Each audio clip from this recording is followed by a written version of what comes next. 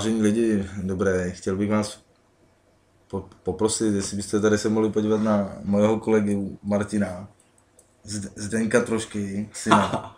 Jo, to je takový mini režisér, takový cowboy, bych mu řekl možná, protože hraje ve filmech, které většinou jsou ze staré doby, kde byli cowboyové a hlavně on rád střílí puškou, nebo nějakýma minimatoma hází, jako, Jo.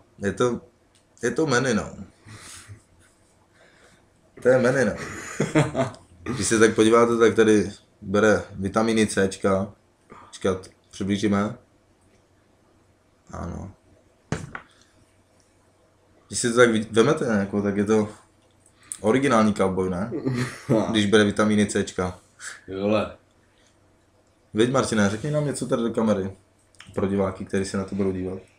Ty vole diváci, já už jsem tak unavený z toho všeho, vole, jak mě točej. A všechno, vole. Že už to ani já už nevím prostě, co vám mám říct. Prostě přijďte se podívat na tu premiéru. Bohužel, nová stránka se nenalezla na internetu a nová teprve bude kolem 12. října, což znamená, že je to dost dlouhá doba. Takže Martin se jen tak nedočká v té doby, kdy bude mít slávu v prdeli či osnatým zadku. Viď? Tak s pozdravem se loučí Carlos a Martin. Čau. Zdarec.